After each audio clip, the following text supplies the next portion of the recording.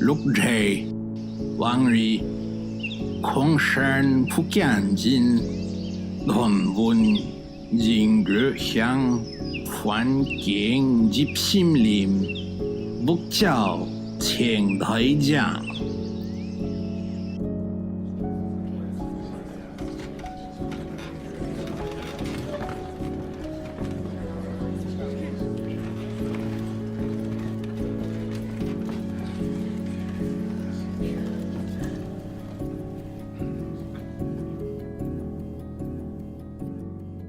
I think your journey to the World Championship title was very eventful. Do you believe in destiny? I know Grishuk once said, there's no way to change the character. It's very hard to say, yeah. The Sinkfield Cup, a 2-week invitational chess tournament where some of the game's finest players face off in intense round-robin play. Held in St. Louis, Missouri, it's not only one of the strongest chess tournaments in the world, but one of the most bizarre too. Wow. What a result. What a result, guys. The 2022 iteration saw Magnus Carlsen, the world's #1 player, surprisingly lose to the year's lowest rated invite, Hans Niemann. What have we witnessed? The Sinkfield Cup, what is it about the Sinkfield Cup? I mean, guys... Although the tournament was only a third of the way done, when Magnus resigned, he didn't return. It's not every day you see the world's #1 playing white lose to a vastly inferior opponent and act this way. The closest thing to it at the time seemed like the infamous Masbea game in the 2003 Linares International. Garry Kasparov, the then world's #1 and 8-time champion of the tournament, found himself in hot water after a bold piece sacrifice by the then 15-year-old Timur Radjabov. Kasparov wanted to punish the lowest rated player of the tournament for such an audacious move, so instead of accepting the sacrifice, he moved his queen up for an attack of his own. After a couple more moves though, it was obvious that the teen prodigy could hold his own. Kasparov hadn't lost a single game in Linares for 6 years, but things were suddenly changing before his eyes. In this position, when Radjabov's knight started to loom over Kasparov's king, the world's #1 player just got up and left. He would later officially lose on time. It would be Kasparov's only loss and Radjabov's only win of the tournament. At the award ceremony, Kasparov learns that he not only lost gold by a single half point, but that the game that cost him the lead was voted on by journalists to be the most beautiful game of the entire tournament. As soon as this award was given, the former world champion unpromptedly walked onto the stage and yelled into the microphone one of chess's most heated monologues ever, before signing off with the ominous "I won't be back." Following in Kasparov's footsteps, when Magnus shakes Hans' hand, he won't return to the tournament, and will be fined around $10,000 for attendance violation. It must be embarrassing for the world champion to lose to me. Everyone wondered if Magnus was feeling how Kasparov felt when he was outplayed by Radjabov almost 2 decades ago. Well, it turns out Magnus didn't walk away never to return because he felt outplayed. He walked away because he felt cheated. Little did anyone know at the time, but this game would fireball into one of the biggest cheating scandals in chess history. What followed would be controversy, vociferous cheating paranoia, and a whopping $100 million defamation lawsuit, and it all started in sweet old St. Louis, Missouri. Another example of unusualness at the Sinkfield Cup occurred in 2018 when there was a dramatic three-way tie between the first ever winners of the tournament. Usually this would be resolved in one of the free tie-breaking clauses, but as the arbitrators went down the list, they realized that all 3 of them had the same record against each other, all 3 had the same record throughout the entire tournament, and all 3 had the same number of wins with the black pieces. With such an unusual result, the 4th way to proceed in the event of a three-way tie came to light for one of the first times, and what was revealed was utter absurdity. Written in fine print was the infamous draw lots clause, where the 3 winning players randomly selected their fate. It's such a cruel stipulation that one has to wonder how it got there in the first place.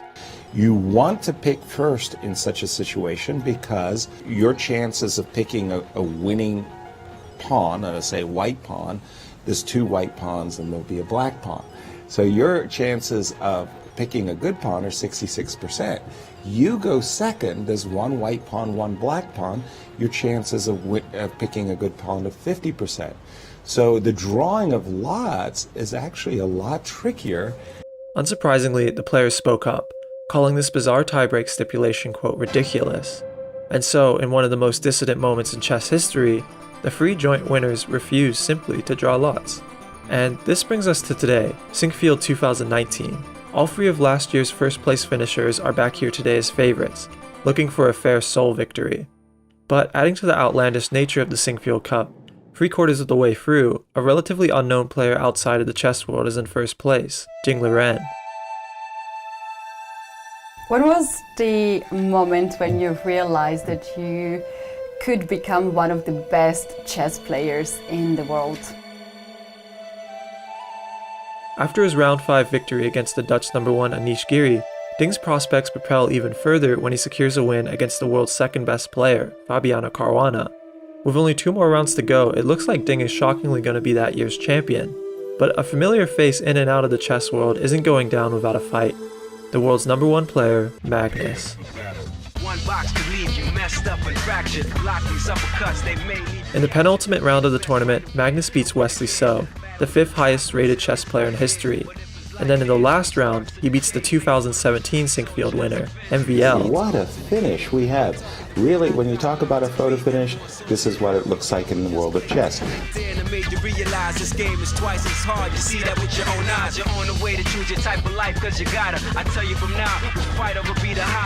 Since it's only a 2-way tie, unlike last year's 3-way debacle, a tiebreak match will ensue.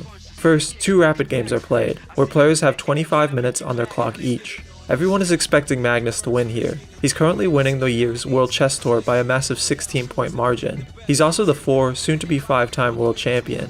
And the cherry on top, Magnus hasn't lost a tournament tiebreak match in over a decade. But yet, both games are drawn. No, and there it is, a handshake as we go to Blitz. Ding Liren versus Magnus Carlsen. It's going to get faster and faster here. Since the 2 men seem evenly matched, things get sped up even more.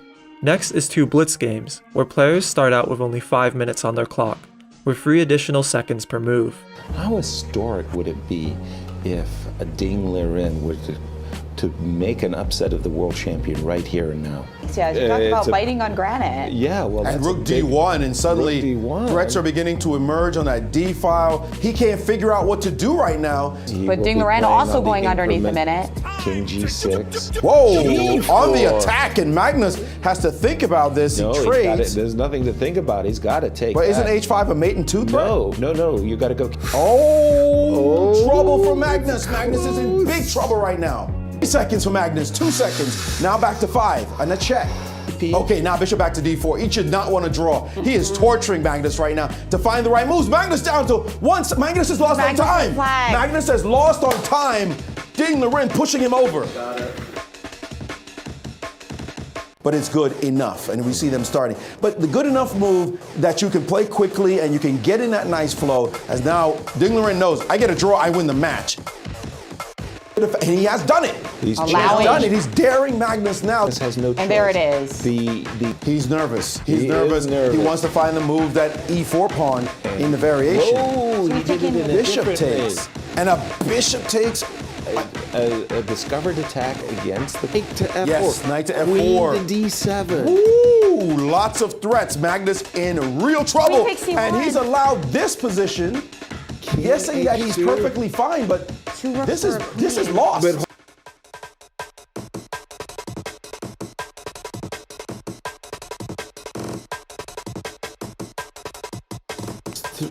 Ooh, Magnus threat. Counter mate threat. Work H8. A mate on H1. How do you stop this How do you H1 stop mate? it? That's a spectacular shot. Winning the game. The game is over. This move not only defends Ding's king, but his bishop as well, which makes a brilliant and unstoppable checkmate of his own possible. And that's And it. that's the same thing. That's it. Oh my What goodness. a game. That was even... Ding Liren. Oh, What a breakthrough for this fine young man. he's going to beat Magnus 2-0. This game was phenomenal. Fantastic. Simply fantastic. What? The best.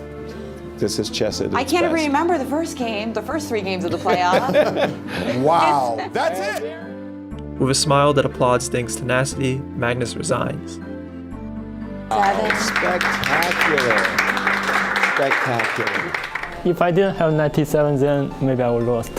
It was that kind of double-edged moment. Magnus has never lost a tiebreak. You are the first person to ever defeat him in a tiebreak. Only 6 years earlier, a young Magnus Carlsen won the prestigious tournament outright, and later that year, he would beat Vishwanathan Anand to become for the first time a world champion. So it's not surprising that after Ding's win, a particular question gets passed his way. Does it make you want to think about World Championship match for the title one day?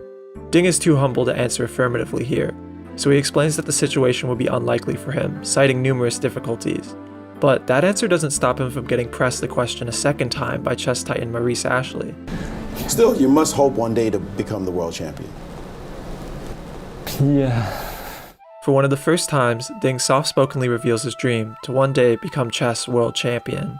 The story you are about to watch, if you were to put it in front of a publishing office and present it as a new book idea, would get pushed off the desk immediately after a quick peruse. The publisher would roll their eyes and say this is too unbelievable even for fiction. There are just simply too many unmovable obstacles, too many unstoppable forces, for the protagonist to reliably and veritably overcome them all. You would instantly respond, "Allow me to show you," and from the publisher's desk would spawn abruptly great mountains and serene tranquility.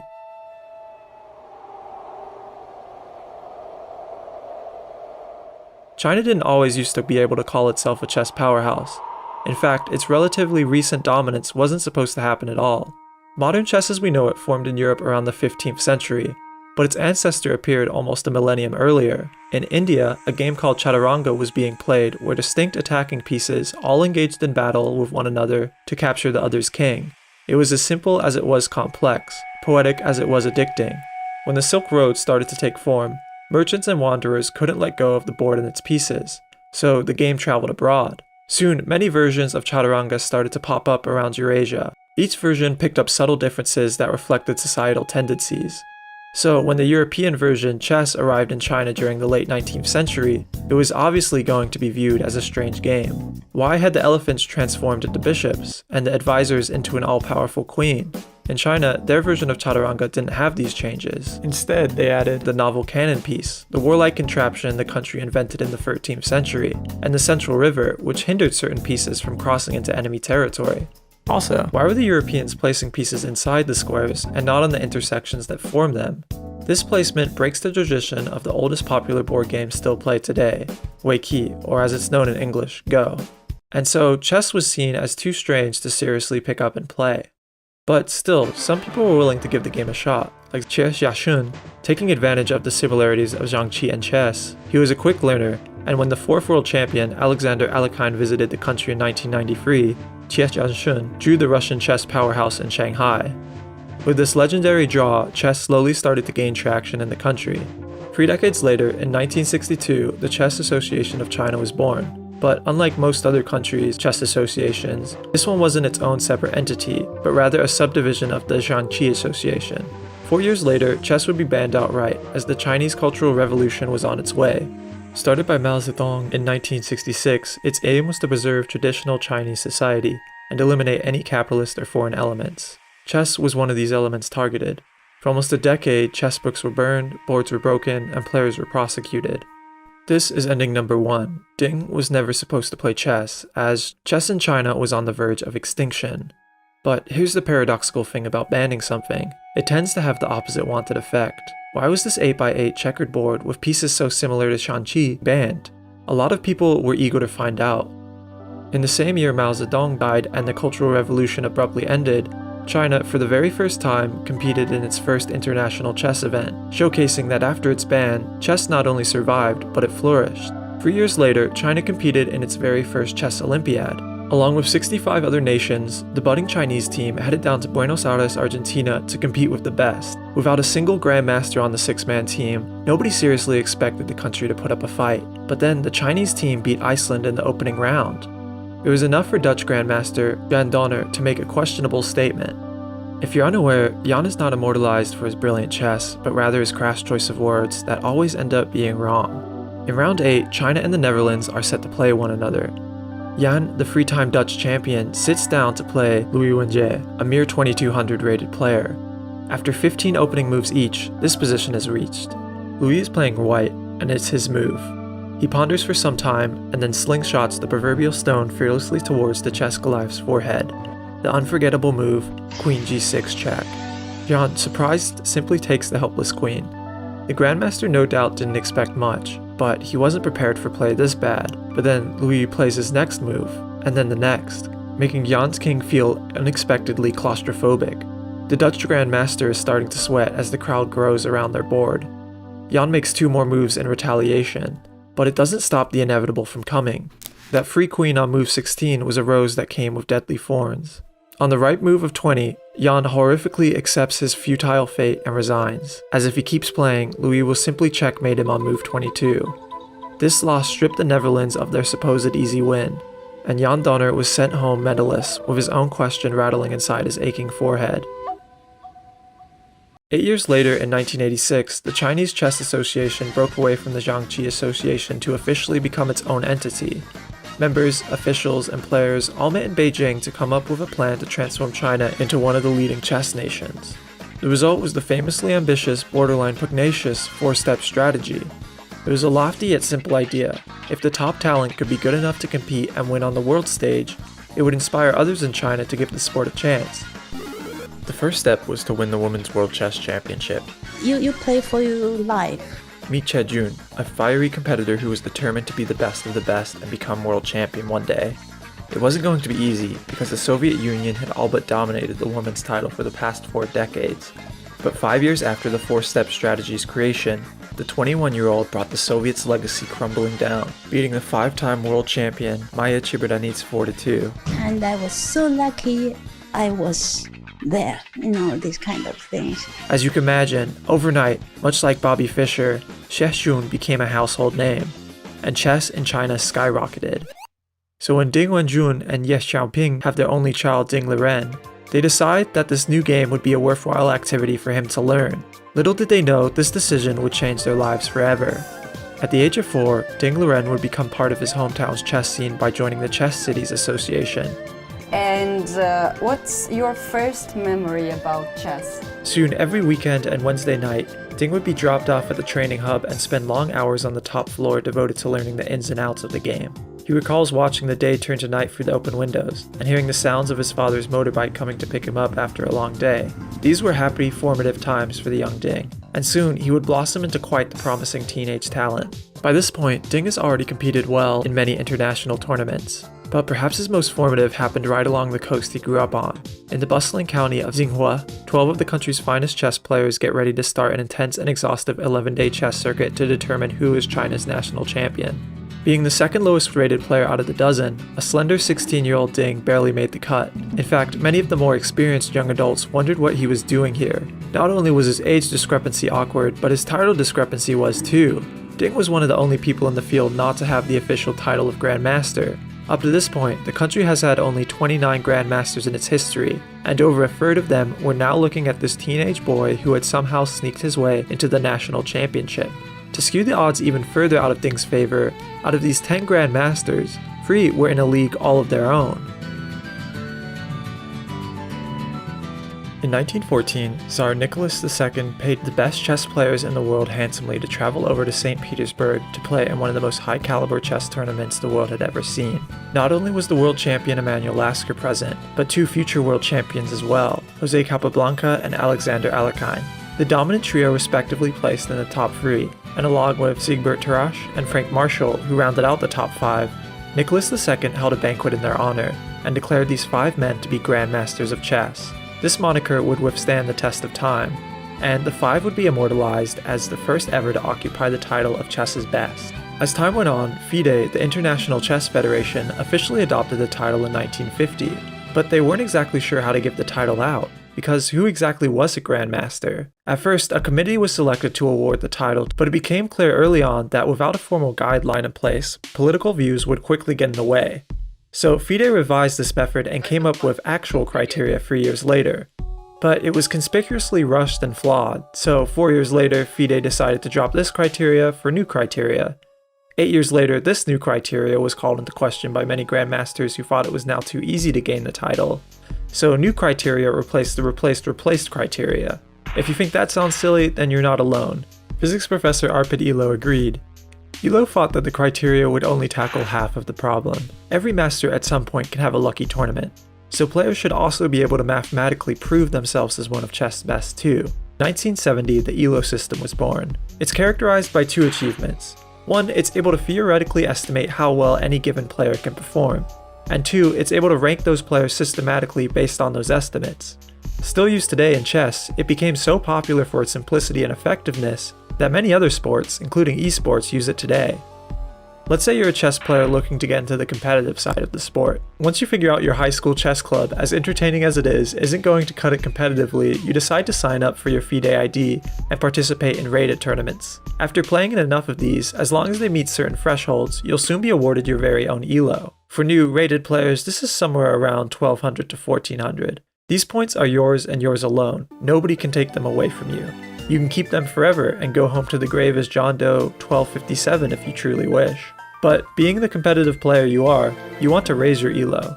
Well, the only way to do that is by putting your own ELO on the line by facing other rated players. After every rated game, the winning player will take points from the losing one, and the difference between the ratings of the winner and loser determines the amount of points gained or lost. For example, if you beat a higher rated opponent, you'll gain a considerable amount of points, and if you beat a lower rated opponent, you'll gain only a few. The same theory applies in reverse if you lose, but you don't have to worry about that, because hey, you're pretty good at this game.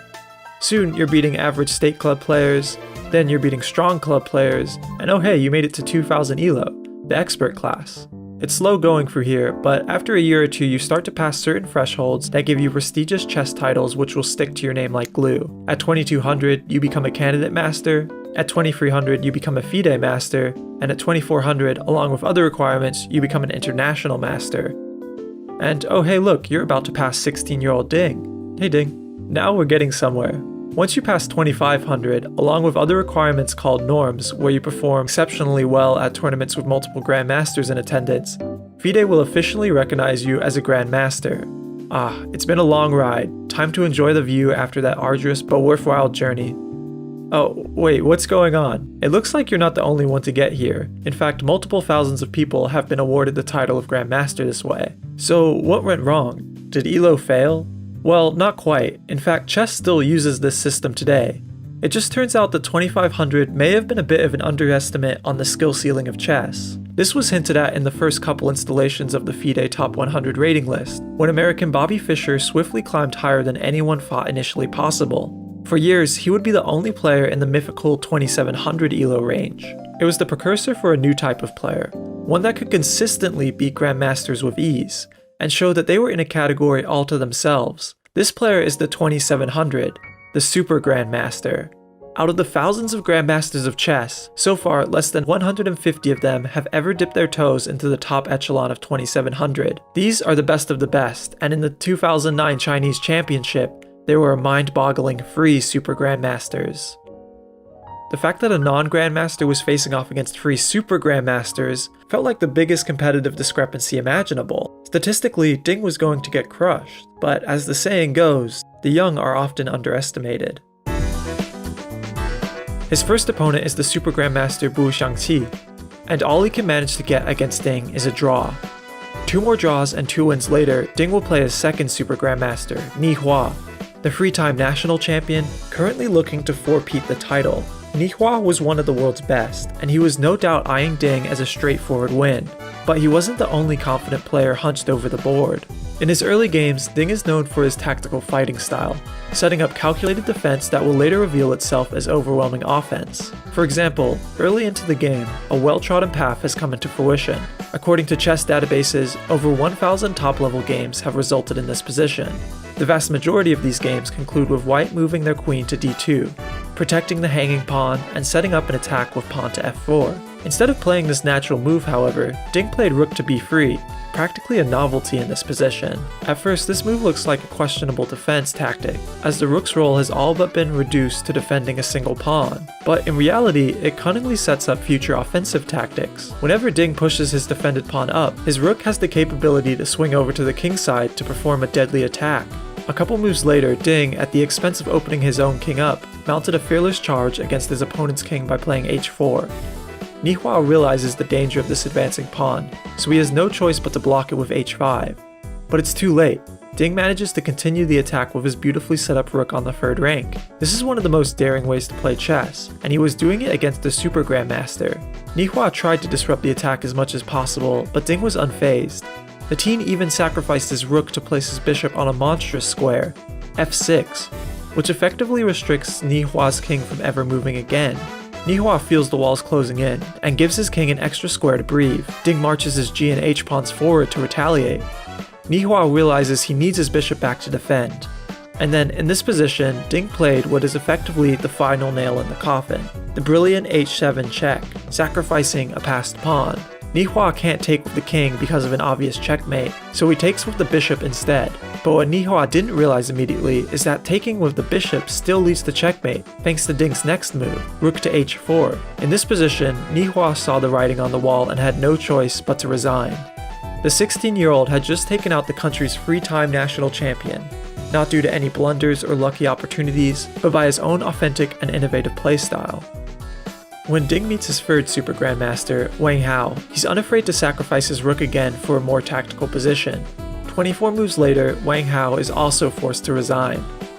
With 6 wins, 6 draws, and 0 losses, Ding became China's youngest ever national champion, and a Grandmaster too.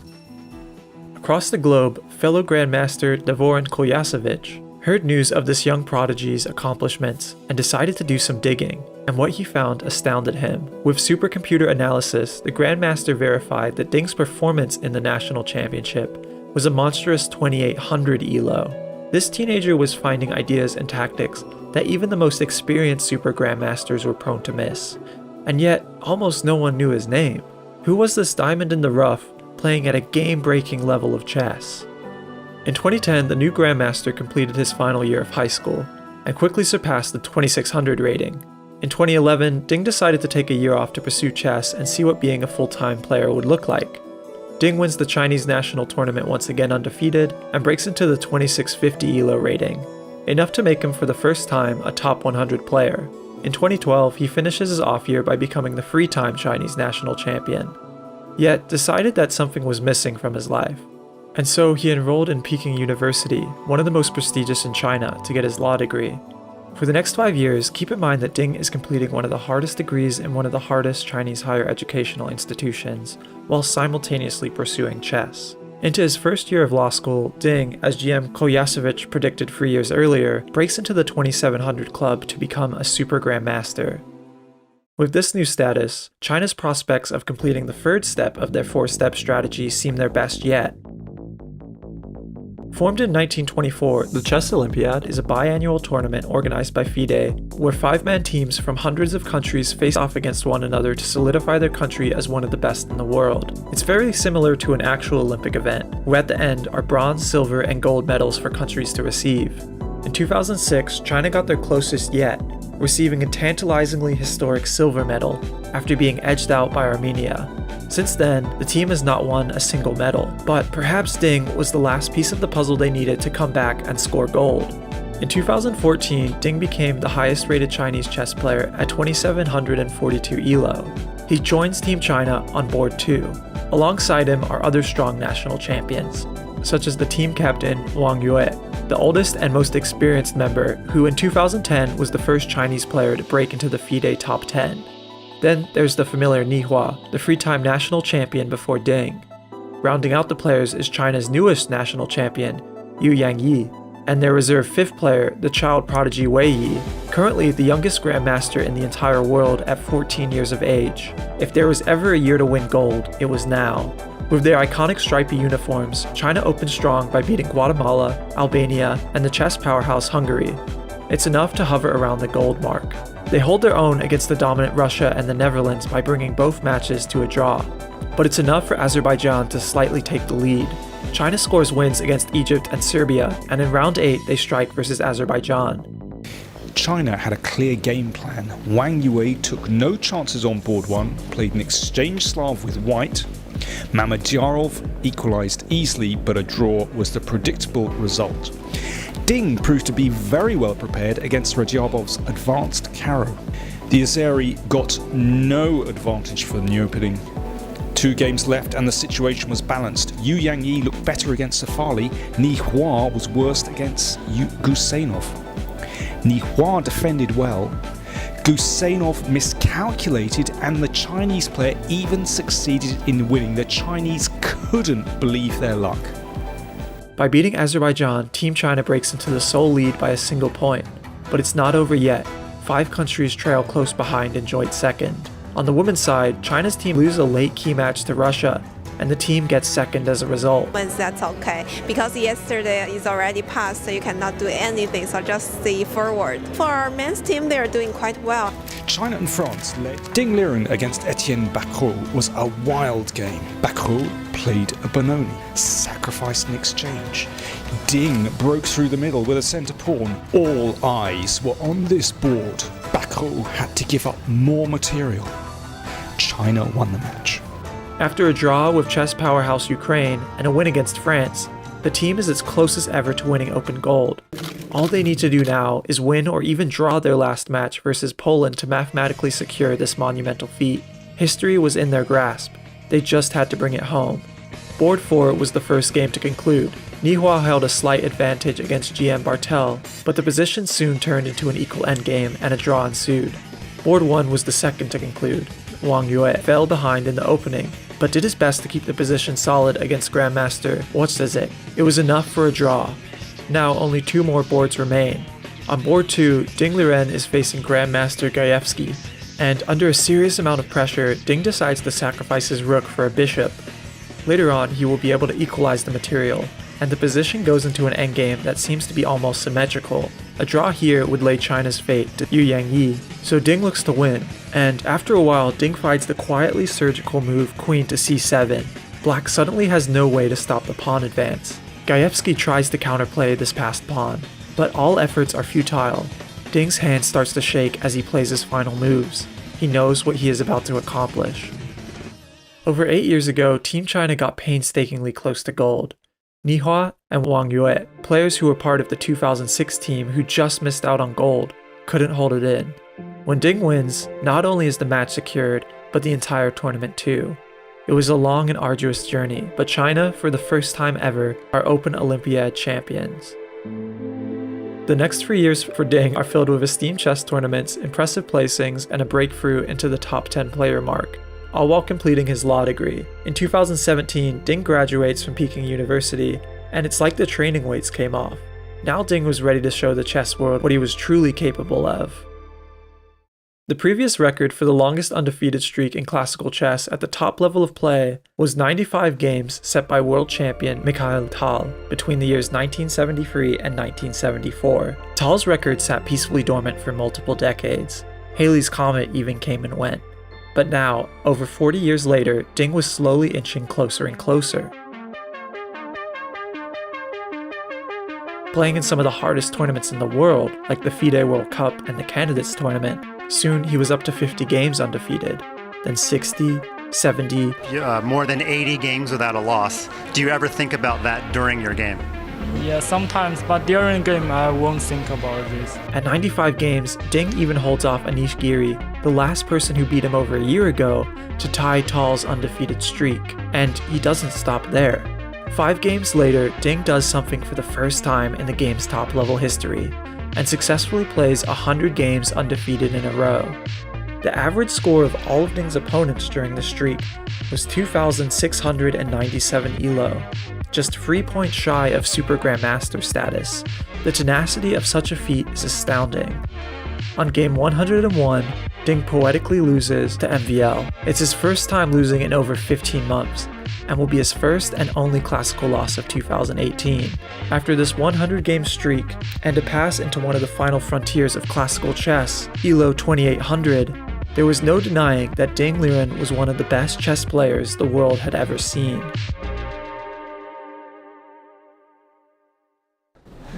Still, you must hope one day to become the world champion.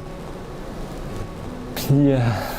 A couple of months later, the Grand Chess Tour concludes in London, where the 4 best players of that year's circuit compete one more time to determine the Grand Champion that year.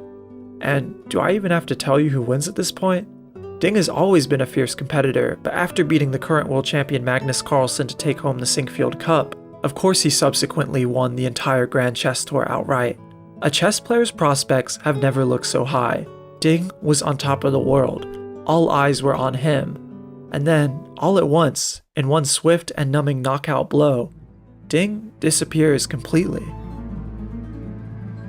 mysterious pneumonia outbreak in Wuhan, China. A new type of coronavirus. The number of affected countries has tripled. The World Health Organization has just declared that this is a pandemic. Players didn't know it at the time, but the 2019 Sinquefield Cup and London Chess Classic would be the last two unaffected tournaments before COVID-19 changed the world.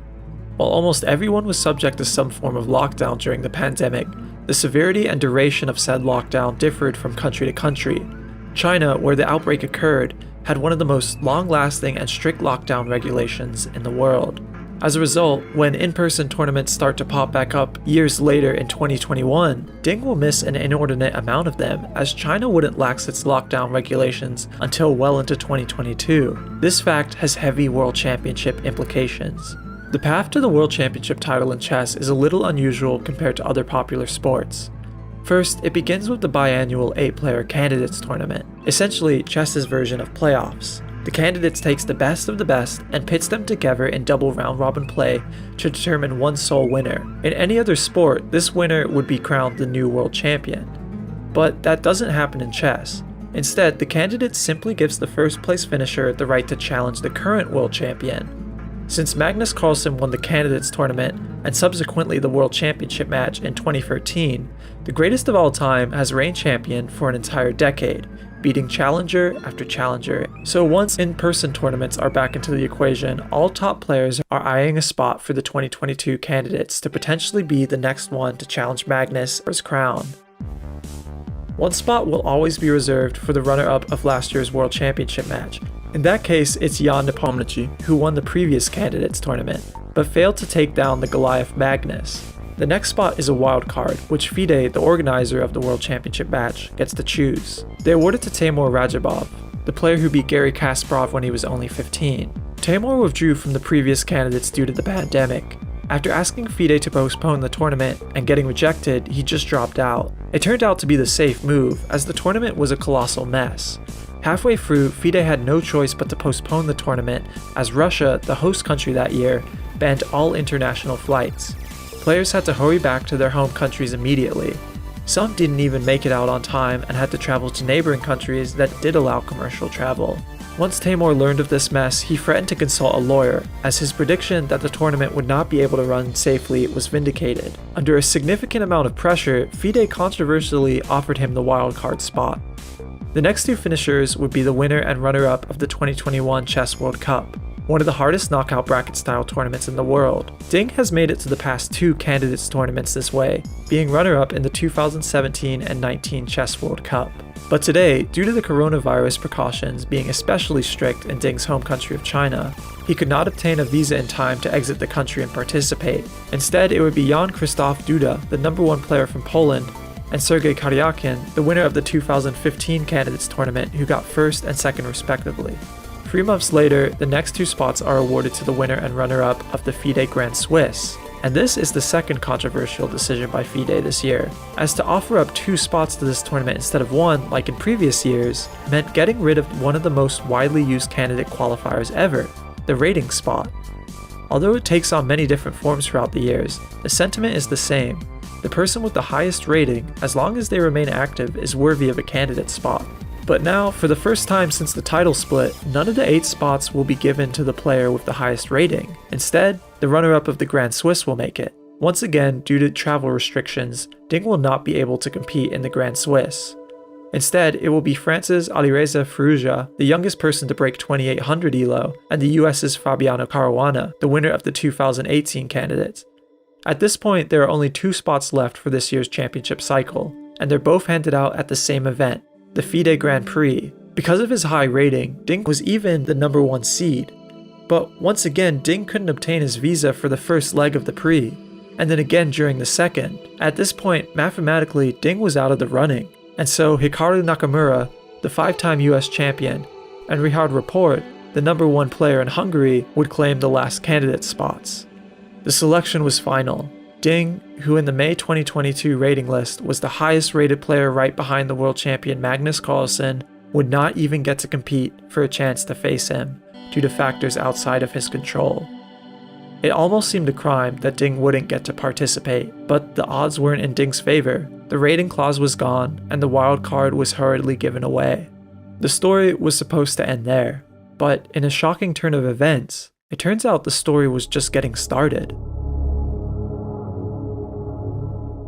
Sergei Karyakin is a former Ukrainian, now Russian player who adamantly supports the war on Ukraine.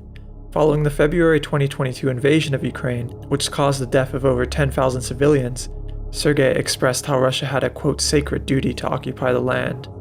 On March 21, 2022, FIDE ruled that his views spoken on social media violated their code of ethics, citing that they can be connected to the game of chess and damage the reputation of the game.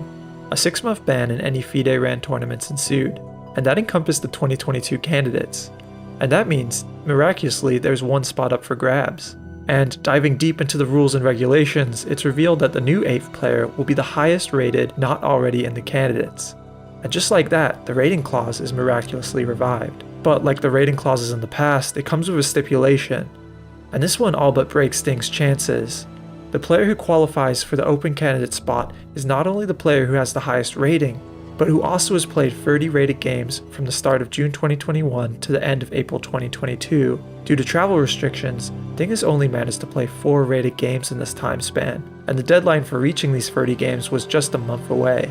Chess.com gave Ding a virtually zero chance of qualifying, as he would need to officially schedule and play 26 rated games in a month. And just like that, Levon Aronian, a full 16 ELO points below Ding, was projected to win the spot. But a handful of days after Karyakin's ban, a rated game from Ding Liren pops up on the chess databases, and then the next day another, and the next one after that too. It appears Ding isn't going down without a fight.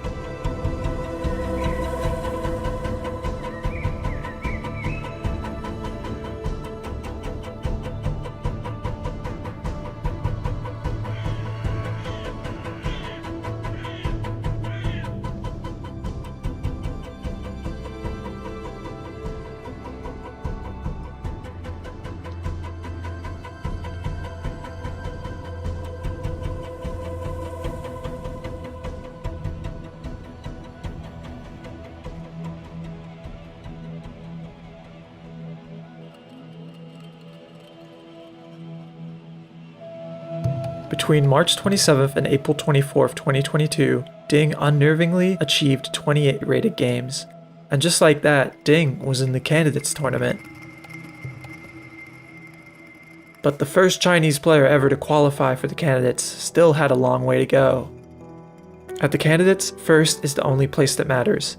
Out of these 8 players, only one of them will earn the right to challenge Magnus for his crown. The rules are simple, everyone plays each other twice. 1 point for a win, half for a draw, 0 for a loss. Whoever has the highest score at the end wins.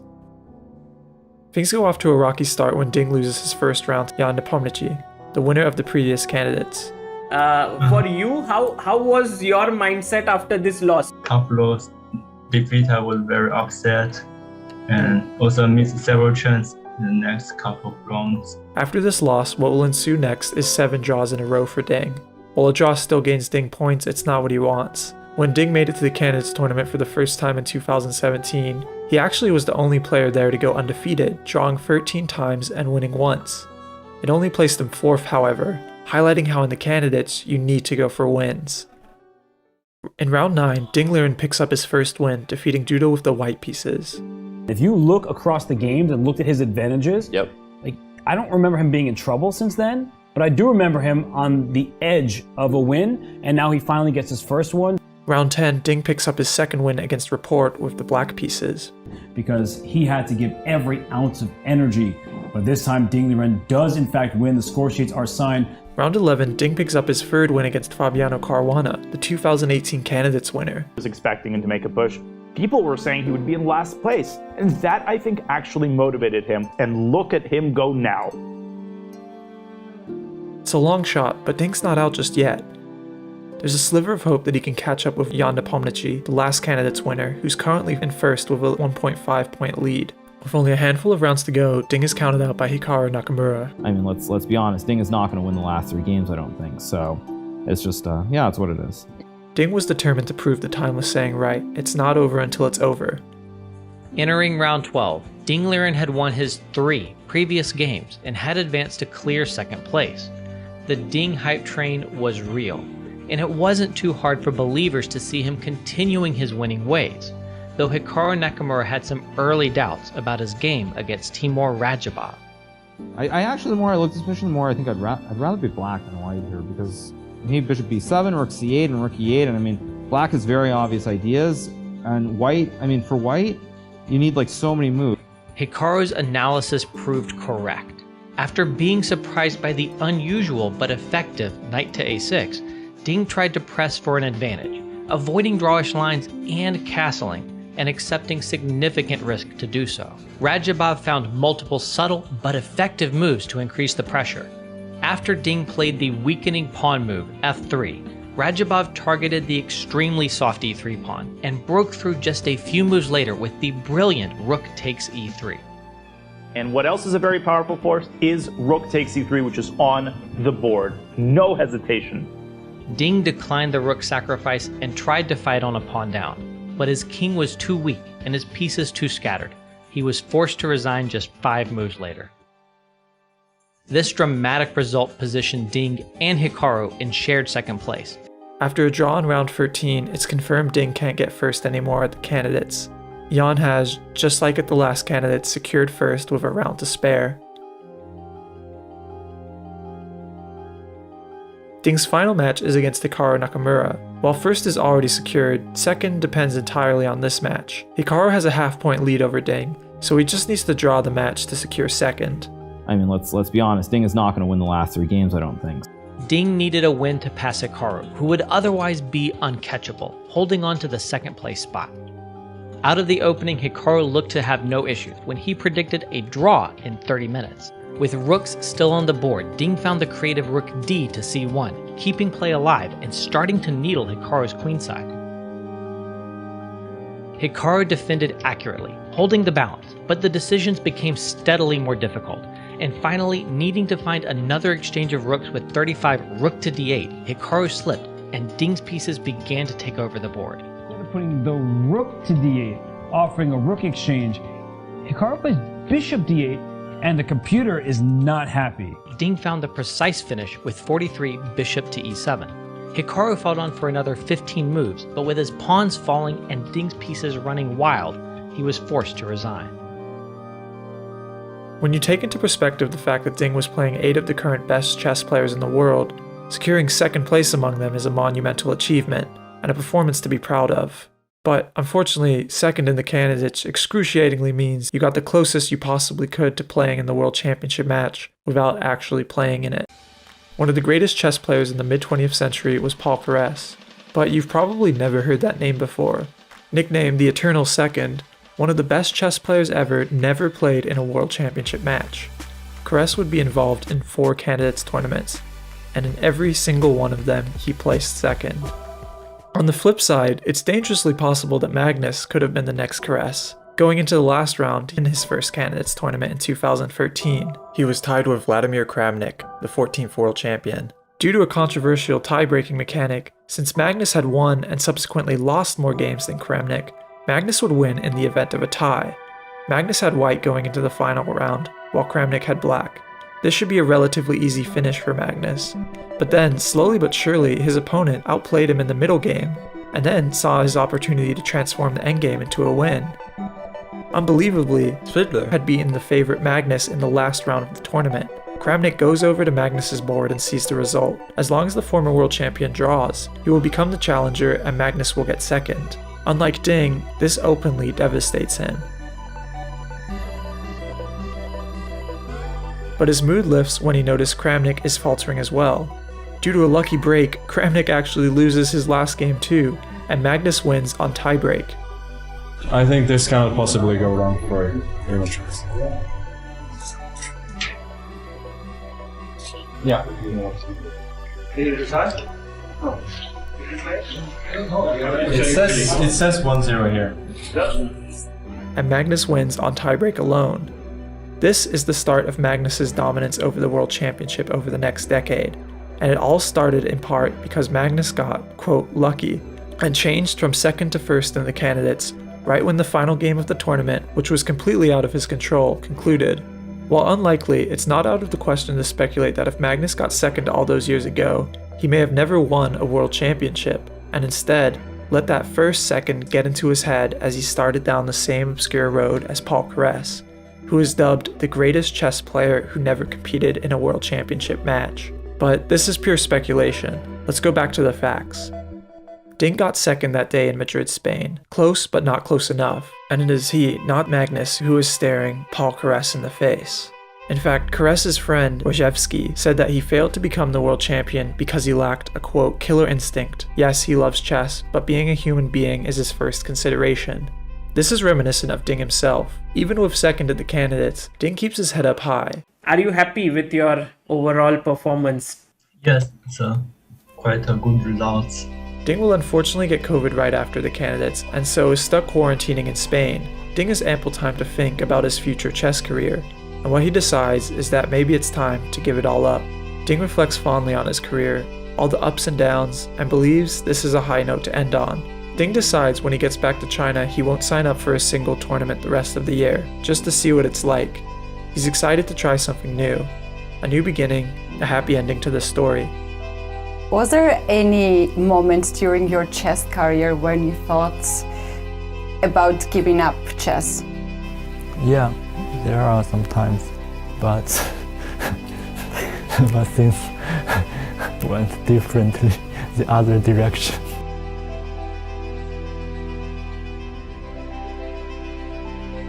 And I've spoken to people in my team, I've spoken to FIDE. The conclusion is, yeah, it's very simple that I am not motivated to play and I will simply not play the match. Magnus, the 5-time world champion, had decided that he had had enough of the world championship and was stepping down and revoking his title. The second place finisher may become a world championship challenger, taking on the winner of the candidates. Well, it turns out second in the candidates is completely and utterly useless, except for one tiny inconceivable stipulation. The world champion decides to quit. Ding wasn't simply going back to his home country second in the candidates anymore. He was going back as one of the challengers for the monumental, life-changing title of world champion. My question is for Ding Liren. In order to get to this moment, you had to play some games in China to achieve the minimum number. You also had to work out travel difficulties to get to Spain. You had to have Magnus decline. So a lot of things happened to get you here. I'm wondering, do you believe in fate or destiny or anything like that?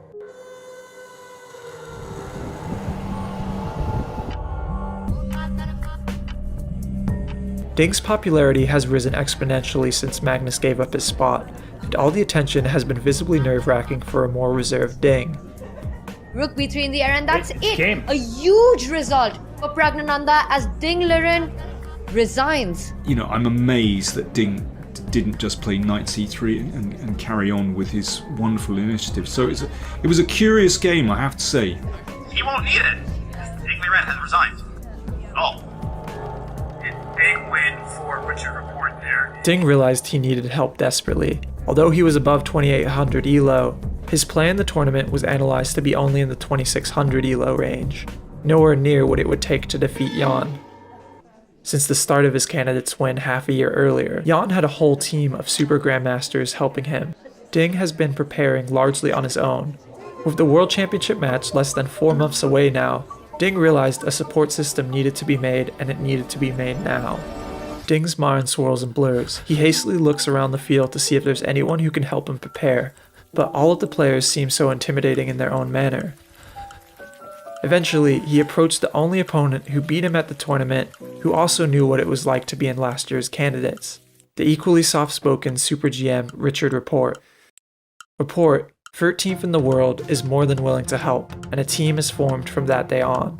We already have some confirmed seconds for this match, and that would be Richard Report, that is an official matchup. The fact that Ding approached Report may seem a bit surprising, because their chess playstyles are so at odds with one another. While Ding plays more on the calculated and tactical style, a style that makes a 100-game undefeated streak possible, Report plays anything but. I have to say, Robert, in modern chess, I would say that Richard is perhaps the most creative player that I know of. His chess is always so exciting. His hyper-creative, risk-driven, and at some points pure chaotic style make him one of the most thrilling people to watch in modern chess. You don't see the move f4 played at the highest level that often. It's a romantic style of chess. In a game where cold calculation is often thought to be the best measure of play, Rapport challenges that sentiment by playing on the brink of measured self-destruction. King g6, check. Now that he's got the queen where he wants it. Because now the rook is protected, you see here. Also the pawn cannot queen, so he pushes his pawn. Excellent chess. Excellent chess. Queen f7 blunder. Now rook f6 check. Rook check here. First queen h4 rook check would win. But no, he goes first check. And by the way, he played knight d2. No draw, guys. But now he's worse, actually. By now, Not he's bishop worse. g5, which we were considering. Let's go back Pride to is our going to position. kill Richie, guys. That's the thing. That is crazy. I have never done that, purposefully taking a worse position to keep a game. I don't think Frequently utilizing uncommon openings, rare lines, and unequal piece exchanges, Rapport has earned the reputation of being one of the hardest opponents to prepare against. And does that say report random BS? I'm very curious to know what's in that file. Perhaps this is just who Ding needs. Jan and his team have no doubt spent the last half year analyzing all of Ding's games and habits down to the minute detail. With the creative mad genius Rapport by his side, just maybe Ding thought he had a chance to pull this off. I want to play something new, but I don't have this kind of creativity. So that's why I saw Rapport is a very good player, to work with. He has kind of the artist characters, not like me. The next couple of months are spent exclusively in preparing for the World Championship match with Rapport by his side. But although he has help now, the excruciating pressure never fully left his side.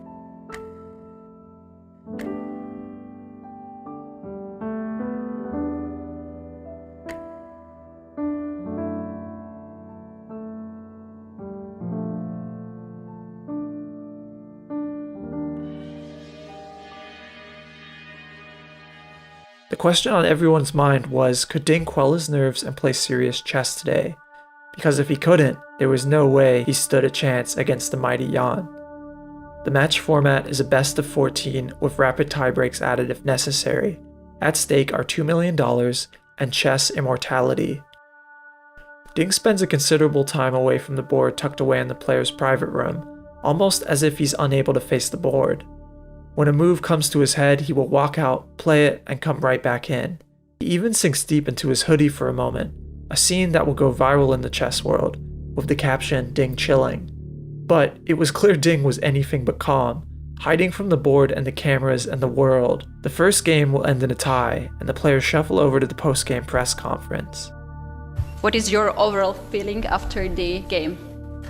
I'm not happy, not unhappy. I feel a little bit depressed by the pressure of the tournament. The pressure Ding felt was enormous. At the candidates, he was one of 8 and could hide behind that fact. But at the World Championship match, all eyes were on him and Jan.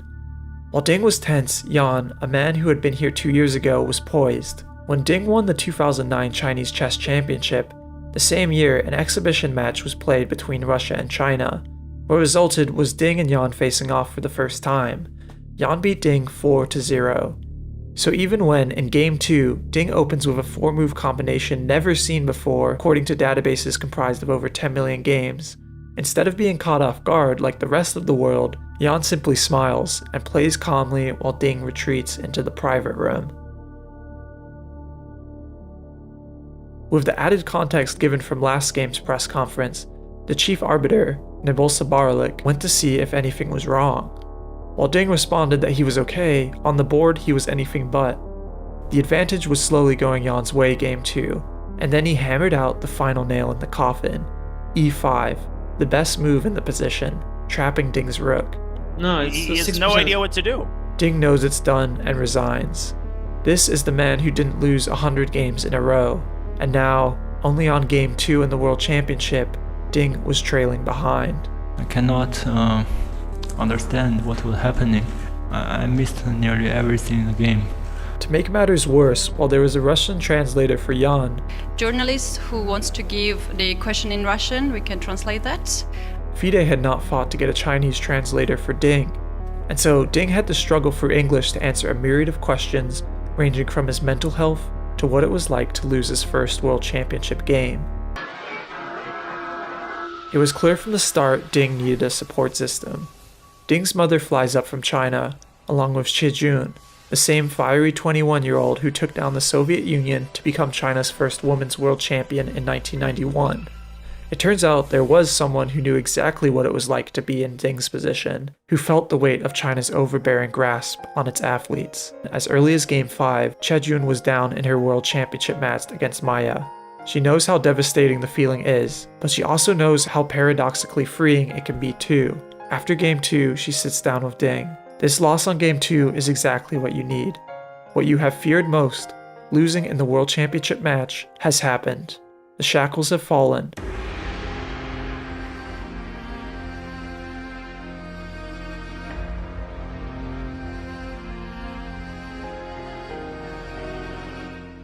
You looked more confident today, and you stayed at the board a lot more. Yeah, I would like to thanks to my friends. Now I feel more comfortable at this stage. After Game 2, nobody was expecting Ding to have the confidence to play another crazy opening. But when you have Report on your team, anything's possible. The Mad Genius fingerprints were all over this position. Soon, Ding veers off and makes the position his own. When Jan boldly advances his knight to a nice outpost on Ding's side of the board, Ding decides to play not for material advantage, but rather material disadvantage. He takes away the defended knight by sacrificing his own rook. At first, Ding seemed to be cracking under pressure, but his demeanor inspired something different entirely: confidence.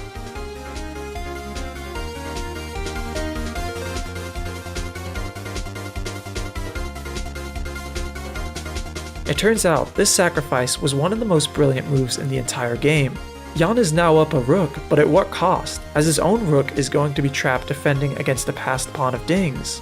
Slowly but surely, Ding was able to march this pawn dangerously into the field of battle, until it had just one more step to coronate. Jan tried his best to defend, but in the end it was futile. On move 47, all roads lead either to Ding promoting his pawn, or taking Jan's own queen outright with a tricky pin on the king. Jan resigns, and Ding wins his first game of a World Championship ever. Yeah, it's a very hard game, and I managed to keep things under control. So I'm very happy. As the match equalized, the atmosphere extremified. Heavy snow greeted the players as they trudged towards Game 5. Jan keeps warm by ruthlessly attacking, only spending a couple of seconds on every opening move while Ding takes a couple minutes to counter each one. Eventually, Jan gets his bishop into a nice outpost, playing over 20 moves in less than 5 minutes. Ding has spent over 45 of his 2 hours, and time slowly but surely becomes an issue.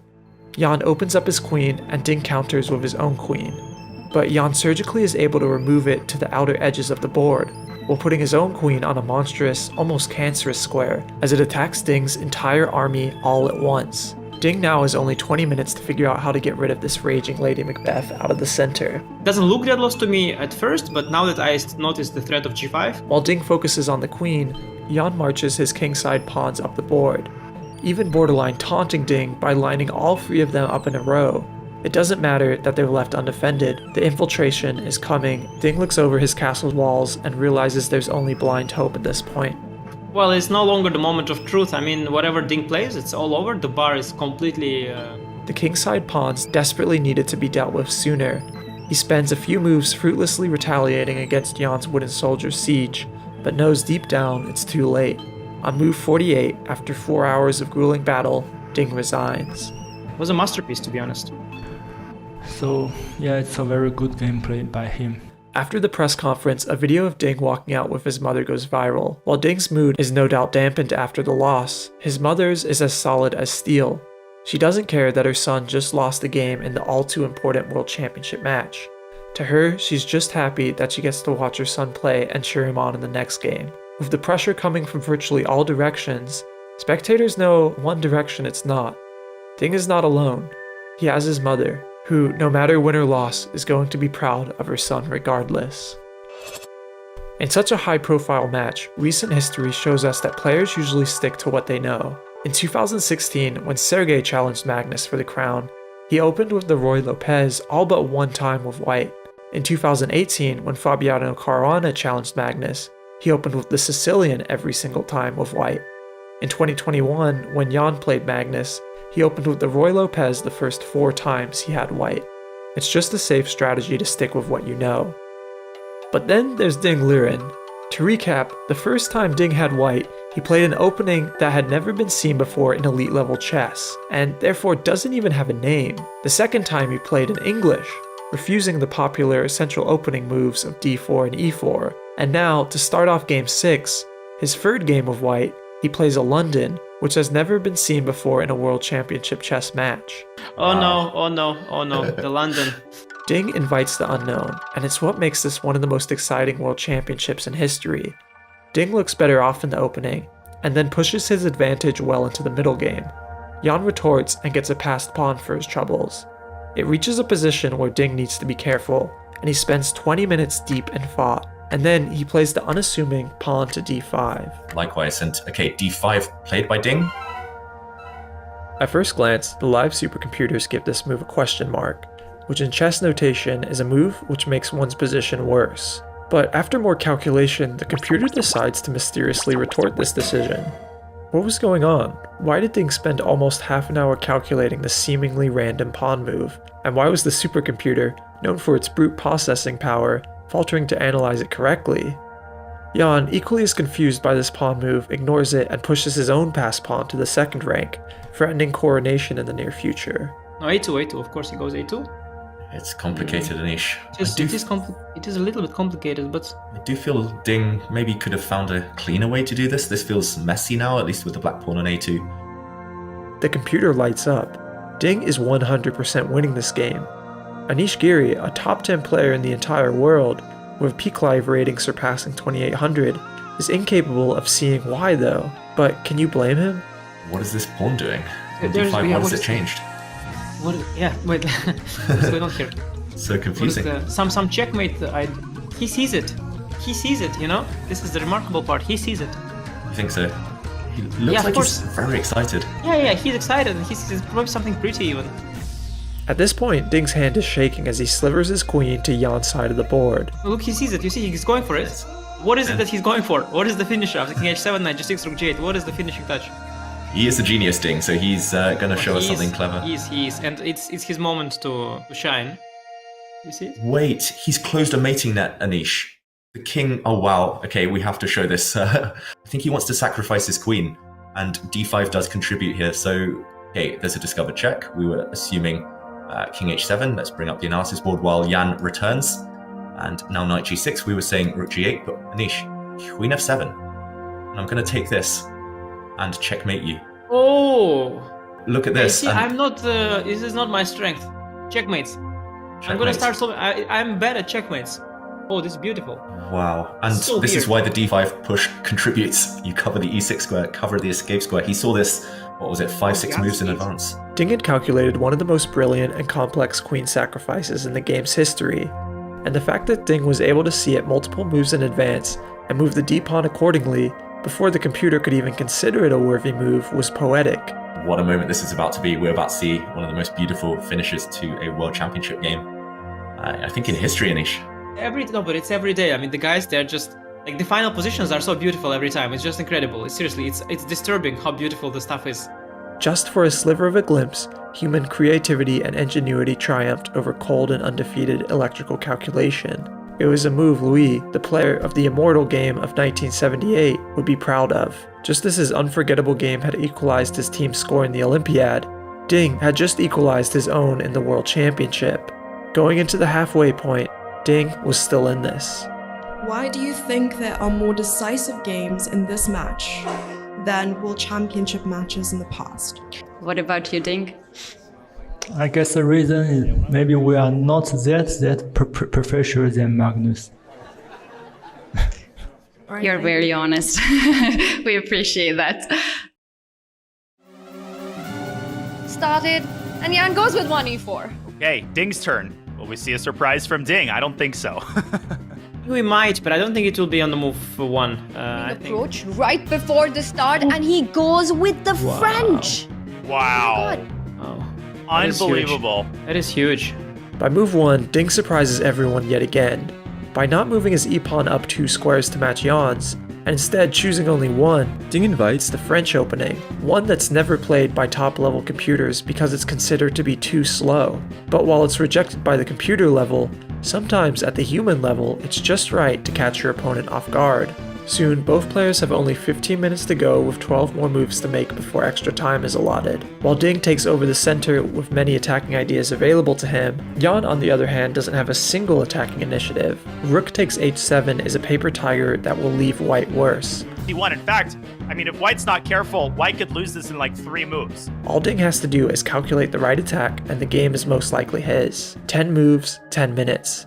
Ding nervously spends half of that time on his next move. It's all pretty slow, and I have to say, Ding taking more and more time. His position is extremely easy to play. You know, you have a lot of safe moves. But it's on the board. Wow, it's done. It's on the board. H4, he goes for it. Leaving him with 5 minutes to make 9 moves. At this point, Ding really ought to be playing quickly, but in contrast, he's not moving at all. But bishop e5. Less than 5 minutes. He needs to make a choice. Yeah, he has to make a choice because 9 moves, 4 minutes. This can't be emphasized enough. Suddenly, Nepo's up 7 minutes. He doesn't have a lot of time. As every second ticks away, the pressure on Ding builds. It's for the G file to open up. Now 3.5 minutes on the clock. Jesus. 9 moves, 3 minutes. If the match is getting to him, he's unable to make a move at this point. It's psychological. He's just frozen. 9 moves. He's got 9 moves in less than 2.5 minutes now. This is an average of like 10. Anish leaves the commentary team.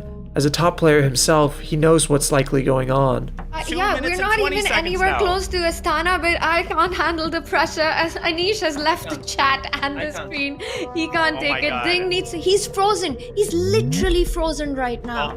9 moves, 2 minutes. Bullet out the moves. He has to be careful so that he actually is able to even make the moves physically. He's frozen, guys. It's a tension thing. Less than 2 minutes. He spent 20 minutes last game finding the unforgettable d5 checkmate, and he's crunching his brain in overtime to find the winning move again. There's no increment. A minute 40. He's not even close to moving. A minute 30. No increment. He broke.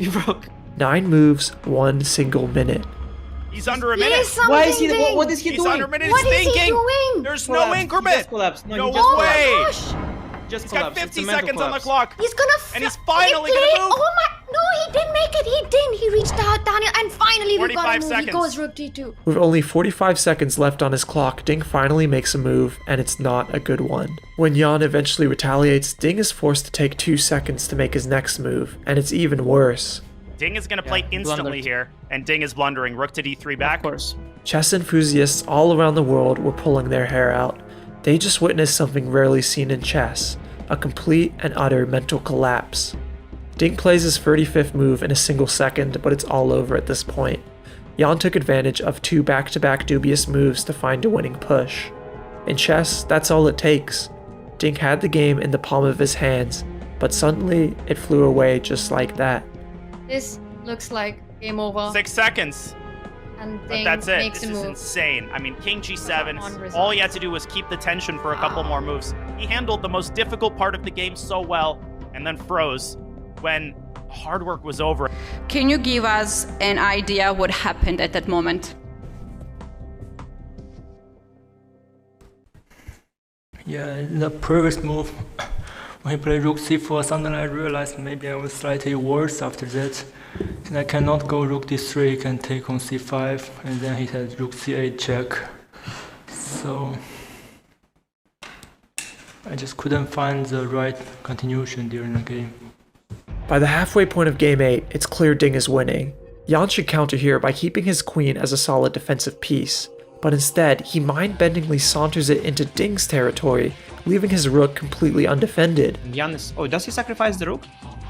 Looks like it. Jan wasn't playing chess with this move, he was playing poker. In chess, if the same position is reached 3 times, the game instantly becomes drawn. If Ding takes his defenseless rook, Jan is threatening to move his queen in such a way that threefold repetition will forcibly occur with repeated back-to-back checks. But what if I told you Jan is bluffing? You see, Ding's best move here is to actually take the rook, because Jan's queen, as scary as it looks, can't actually achieve anything. It's mind-meltingly hard to see, but Ding can actually sacrifice his own rook to stop free-fold repetition and escape with a second queen and 0 scratches. Jan knows this, but this bluff is excruciatingly his best chance of survival, so he goes for it.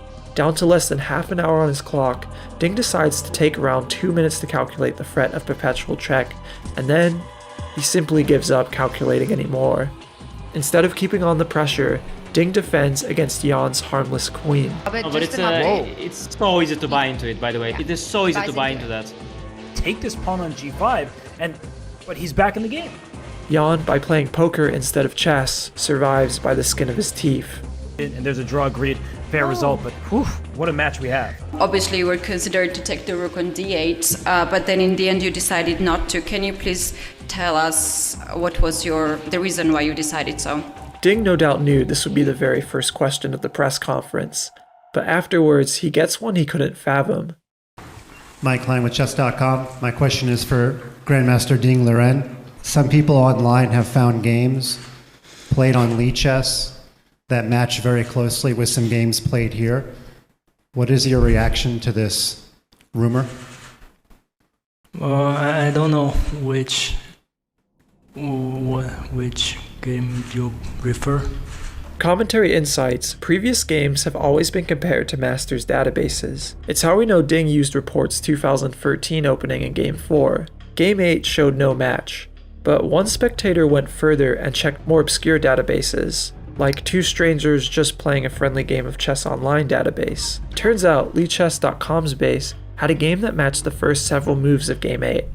Surprisingly, the game was played by 2 beginner accounts, and further investigation led to the discovery that both these accounts were made on the exact same day and that they had only ever played each other. Looking through their games, the never-before-seen H3 opening, played by Ding in Game 2, was even there. It turns out it was played before, you just needed to know where to look. While Game 8 was being played live, all of this was coming into light for the first time. Just when it looked like it couldn't get worse for Ding, Ding and Report's preparation accounts get leaked. Hundreds of online games the duo played in preparation for this specific match were now publicly available for the world to see. Jan and his team now had an unprecedented advantage. All of the tricks that Ding had prepared and believed in were out in the open, ready to be counter-analyzed. The shock factor was gone. Jan was going to learn of everything going forward. With Ding down a full point, there are only 3 more games for Ding to bring it back. In Game 12, Ding feels the pressure and takes brutal risks. The result, however, leaves Jan in a completely winning position. Ding realized he was faltering on a bold and dangerous tightrope he himself manufactured. It was too late to backtrack and find balance in delicate defense. Buy that pawn on e6. Robert, what do you make of these changes? I make that it's a brilliant move. Ding catches a lucky break when Jan spends less than a minute on the questionable move rook to g8 in favor of the practically game-winning fork. Robert, with this decision by Jan? Extremely surprised. I just don't know why he did this so quickly. And you see the X, usually it marks the spot, but here it marks the big mistake here. Jan wasn't nervous, simply relaxed, going for what he believed to be a forced line. But Jan plays rook g8. Wait a minute, Ding. Okay, not the most accurate of moves. Not the most accurate. Ding still goes queen c6, hits the bishop, and this. And now Jan has only one move here. Jan has only one move. He has to play knight f5. Because pawn takes f5 is not possible. Black will sacrifice. This should have been played first, but he plays bishop b8, does Jan deposit, and oh my goodness! Whoa! The evaluation went all the way up in Ding Liren's favor. Whoa. Ding is winning. Ding is winning. Bishop takes g6 is winning. He just has to take the rook. Because queen b7 was Ding's choice. He also doesn't find the best move. He doesn't see it. And Jan is winning again with the move knight to f5. Knight to f5 again winning. But Jan plays rook h6, and now it's back to equality. This is pure nerves. That no longer is this about chess. It's just pure nerves at this point. Oh my goodness, both sides missing absolute haymakers to put the other away. Not only caution has been thrown out a window in this game, but also the accuracy as we see the bar go up and down. So Ding now plays bishop e4, centralizing, controlling. Rook h5 is an idea, but it's a little bit too fast now. Black can play f3 here, but Jan plays rook f8. That his move has been awarded by a question mark. That's not the kind of award you want in this position. Rook F8 has a very clear intention, all right? He's trying to set this up, but he gives away his B pawn and his rook is now hanging. And now he's bringing his queen back. Wait a minute, this game is spinning a little bit out of control here. That these aren't chess mistakes. This is not about chess anymore. This is just about psychology and keeping it together under really strong pressure of a world championship match. What is happening? Queen C3, realigning the threat on the king on H8. Okay, knight G6. Now bishop G2, protecting the king. Still equal, all right? Now the queen comes back to H4. Oh my god, this is so tense. Now we're at a completely enigmatic and messy position where nobody knows what's going on. It's two boxers in the ring on round 12. Both are exhausted and worn out and trying everything in their power to land one last finishing blow. And in this position, game 12, world championship match, leading 6-5, Jan Nepomniachtchi plays the move F5. And the evaluation pogo sticks to the stars. Plays F5? F5. It's losing the spot! After rook E6, it's over. It's over. And this is why Ding Liren played rook e2.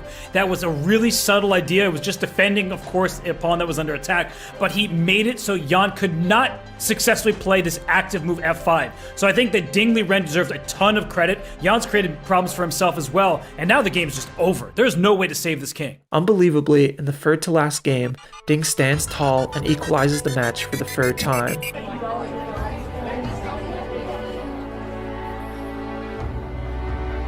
Two more games to go. Advantage oscillates back and forth between the two men in game 13, but ultimately it meets in the middle for a draw. In World Championship chess history, scores have been equal with just one more game remaining 8 times. Of those 8 times, only 2 ended decisively, highlighting how players prefer to play conservatively during the final game, inviting more decisive tiebreak play later on. None of that happened here today, however. Ding attacked early on and it cost him big. Playing for a win, ending with losing the title at the last game of the World Chess Championship match. Entering the endgame, Jan was winning. Oh wow, it's kind of sad, and Jan again is like, whoa. He's like, what a gift. I mean, do you see his expression? The only way Ding could stay in this now was by playing precise move after precise move to delicately force a draw.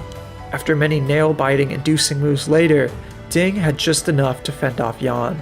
After 90 moves, 6 hours and 32 minutes, both men agreed to draw.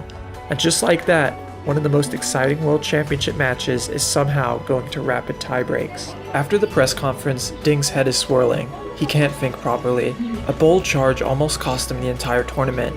And when the time gets subsequently stripped away tomorrow, it's not like he can make more patient and calculated moves. Report signals Ding to get out of the elevator to avoid an awkward ride with Jan and his team. Report has been Ding's chess ally up to this point, but it's obvious now Ding needs something more, a friend. When the press subsequently bombards an out-of-it Ding, Report literally shields him. In mere hours, both men will be back to finally decide a world champion. It's at this point Ding picks up a letter sent to him by his great friend Wei Yi, the child prodigy reserve player on the team that won China's first ever Olympiad gold in 2014.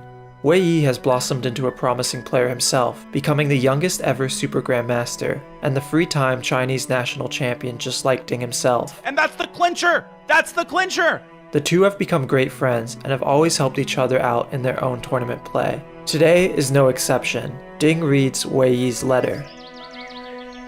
In the quiet April, an old friend embarks on a 1,000-mile journey. The bird that was once caged is out flying. The pond-bound fish has joined the river's course.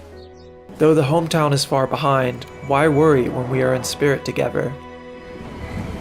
Human affairs are full of misses and disappointments, each day bringing more concerns. But then, between black and white squares, purity and strategy intertwine. Hasten towards the rival's line, strive with might, no turning back, awaiting your triumphant return, friend.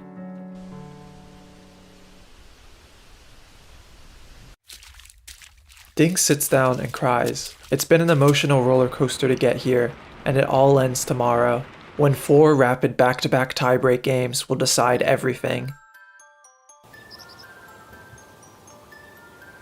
Chess is considered the ultimate game of pure logical calculation. If it were a city, it would be a utopia. A sea, waveless. A sunset, forgetful. But logic doesn't find itself alone in this ancient game. We are only human. Even at the highest level, chess is not just a game of frigid logic, but a game of the soul, nerves, and sometimes, very rarely, unmatched fighting passion that rips open the very seams of logic itself. A world champion will be decided today. Ding has only beaten Yan with the white pieces so far, but unfortunately for him, it's Yan who will play the final game of white. A queen, a rook, a bishop, and 4 pawns each. The computer awards no advantage to either player. It's dead even. The only discrepancy is time. He goes for bishop c3. Is Ding playing with fire? I see the eval bar still approves of it, rook c1, but now he has to be super careful with just 2.5 minutes on the clock. Ding gets pressured into lining his pieces up, something he would have rather avoided. Yan slides his rook over and takes advantage of this painful pin. Ding has mere minutes to escape, and yet under this excruciating pressure, he manages to find the best move in the position. Oh, but queen e2, you actually do. He probably didn't see that one. It's a brilliant move, and actually, that means it's the only move that allowed black to survive this game. I wasn't looking in that direction. Like a bashful Houdini, Ding moves the position back to equal. Neither player has an initiative, so now Yan checks Ding's king with his queen. Making the draw, so now he does it. I think it would have been very dangerous, Tanya, if he had not decided on queen e4. It was time. It was time. Ding moves it out of the way, so Yan checks it again. Ding responds by moving his king back. This is going to be a perpetual check. Threefold repetition. And guys, we're gonna see a draw here. This will be a perpetual. You've got blitz coming up. That's what's gonna happen. In 1986, China made a simple yet ambitious 4-step plan to grow the game of chess, knowing that the 4th would be the hardest and perhaps most unattainable. Win the Open World Championship. It's been over 40 years, and finally, one unassuming, kind, and humble soul has taken an entire country the closest it's ever been to chess fruition. The road was not paved. It was full of enough potholes, twists, and incongruencies to make even the most determined of players step back. Even though Ding was the second highest rated player in the world behind Magnus, he could not contend for the world crown because of strict lockdown regulations out of his control. But then, out of nowhere, Karyakin is disqualified for supporting the Russian invasion. The highest active rated player will be the replacement, but Ding hasn't played enough games to be considered, so he joins a series of tournaments that allow him to play 26 rated games in the span of a month. He went undefeated to maintain his high rating, and in the nick of time, he is awarded Karyakin's spot. At the candidates, Ding got off to a horrible start, losing his first game to Yan before going on a 7-game draw streak. Ding is considered out of contention at this point, but out of nowhere he goes on a free game win streak. It's not enough to fight for the gold ticket spot, but for the first time in history, second place in the candidates might actually mean something. At this point, Ding and Hikaru are the only players who can get second, and as if written by destiny itself, Ding and Hikaru face off against one another in the final round. Ding has to win to get the possible second championship match spot, and he does. Magnus proceeds to step down from the title afterwards, and Ding earns a spot with Yan to contend for the world champion title. He gets off to a rocky start, losing game 2, but he bounces back in game 4. He loses again in game 5, but bounces back again in game 6. He is winning game 7, but completely freezes up and loses the game to time. To make matters worse, his preparation is leaked on the very next game. But Ding yet again proves the mantra "it's not over till it's over" by winning a nail-biting game 12. Ding's road up to this point has been anything but conventional, so when everyone in the world tells him not to pin his rook and instead take the safe draw ensuring move, well, little did anyone know that the biggest twist was yet to come. It wasn't due to any external factors. This final turn came deep from within Ding himself. Move that I feel with black keeps the game going, but it looks like more like a losing move than a winning attempt. I mean, okay, you're not going to play rook g6 here, right? I don't think he's gonna gamble. If rook g6 is not better for it, I'd be shocked. But it's not definitely. Oh my god. Oh! What? The chess world couldn't believe it. With only 90 seconds left on his clock, Ding self-paralyzes his rook, loses advantage, and forces the game to keep going. Many world champions have their own phrase for it. Wilhelm Steinitz called it artistic horror. Lasker called it vaudeville. Alekhine the fantastic. But I believe Tal said it best when he called it a deep dark forest where 2 + 2 = 5. Ding took Jan into the depths of chess itself. It's a place where few have trodden, where theory and calculation are scrambled, concrete laws broken up. This place is rarely seen in chess anymore. Nobody in their right mind expected Ding to play the destructive rook to g6, pinning his own piece and virtually taking it out of the game. He only had a minute and a half left to play. The free-fold repetition draw was right there. One more sound move and he could start fresh tomorrow and find his winning chances elsewhere. The board was black and white and a draw. But there's a reason Ding is in this chair and no one else is. When it matters most, when the time pressure breaks you down to your very core, when you're playing the most significant game in your entire existence, Ding, with rook to g6, sets off a dark earthly mix of raging roots and scintillating chaos. With one daring step, he trods where no other player dares to go, a deep dark forest where 2 + 2 = 5, and the path out is only narrow enough for one.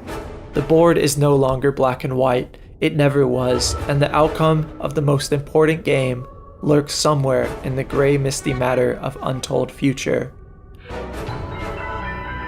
Well, once again, I must say, I don't like this as a concept. On the board, white's got to go h4, h5, right? That's the plan. Black stops it with h5. Yeah, this is a pretty wild decision. Maybe c3 is happening. That move, rook g6.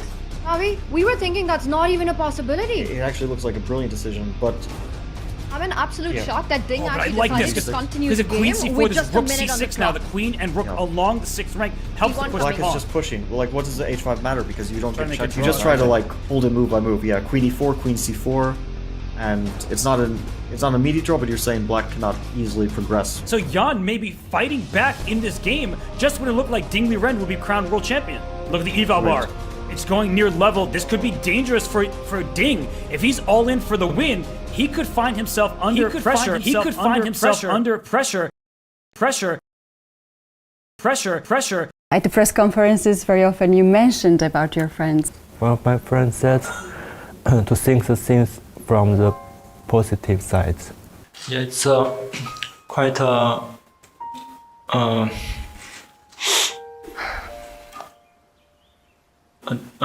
tough tournament for me. Yeah, I would like to thanks to my friends. But I must admit, well, sometimes it becomes so obvious to me that this man is brilliant. And the chess talent to actually try rook g6 followed by, you know, c4 and queen e3. And Jan is the one down to 20 seconds and counting down. The resilience from Ding Liren. He brings his queen up. Now it's on f5. There's a pass pawn c2 that's defended. You can't distract the queen anymore. Ding Liren, who is down a point in this match, is he about to become our world champion? Such a brave decision, and it's paying off. Black can do anything here. Is Grace under pressure? He's courageous, and queen f5 Now gives A2, Black the upper hand, apparently. A2 is super winning. And Jan Nepomniachtchi, he sits up in his chair, but he knows this might be the last few moves of his world championship. Oh my god.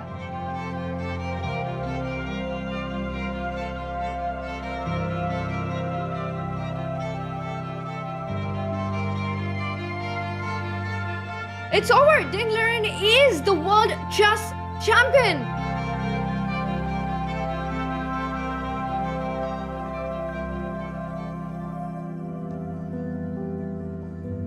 For over 1500 years, chess has graciously offered us glimpses of the human condition. In perhaps its most meaningful glimpse yet, Ding's decades-long improbable journey reaches its highest peak yet.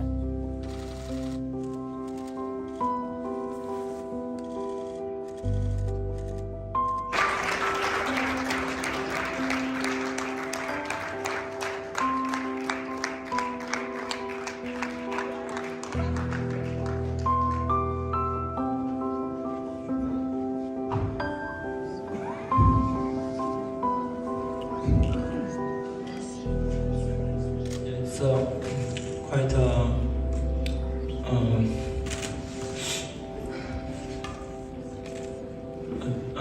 tough tournament for me.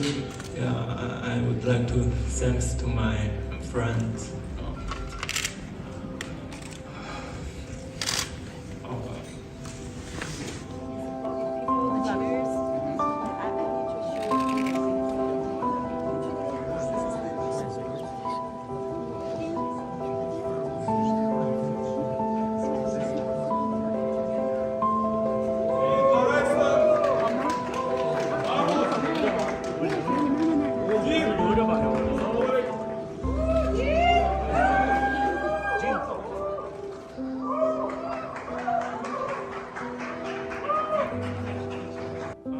I'm very happy to win the match. It was very tough and difficult also. Yeah.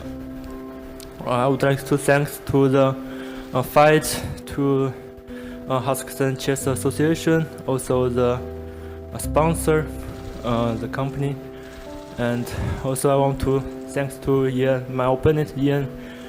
You are a great fighter. You will fight until the very end.